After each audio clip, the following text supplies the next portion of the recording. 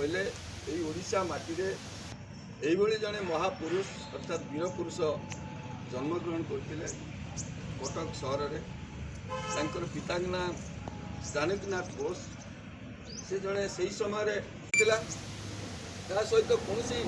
development अर्थात विकास हिंदू देश में किसी विशेष किसी नहीं अवस्था से जिते विद्यालय में पढ़ुले शिक्षकों ठारू से प्रेरणा पाई स्वाधीनता कौन गोटे उदाहरण मुझे देवी जे प्रथम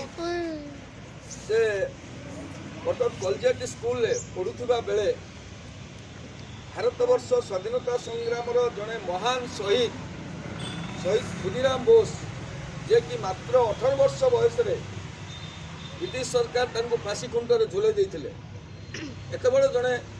महान माने कौन कह जड़े संग्रामी निज जीवन को हसी हसी फांसी खुंटर झुले देले नेताजी प्रेरणा पाई प्रथम शहीद दिवस से स्कूल ही नेताजी निजे पालन करते पिला सांगसाथी मानक दिन सारा उपवास रही से दिवस को से पालन कर प्रथम पाहच तापर धीरे धीरे से भारतवर्षर स्वाधीनता संग्राम से जोग देते यहाँ ठीक जोटा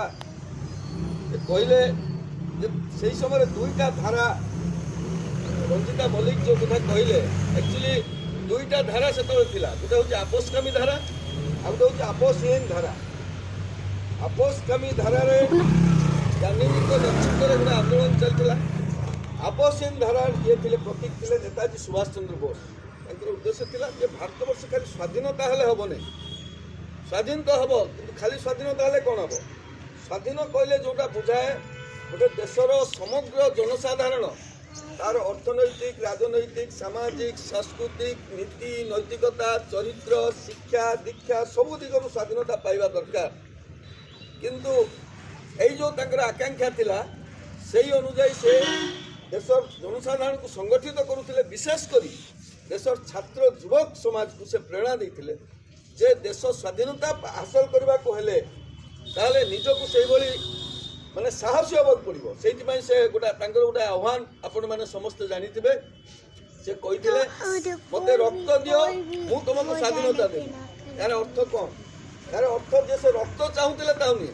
माने एई कथा माध्यम से पिला मानक भितर विशेषकर छात्र युवक मानक भितर गोटे साहस माने ब्रिटिश पाखे आम झुंकिबा नहीं अन्याय पाखे नतमस्तक हवा नहीं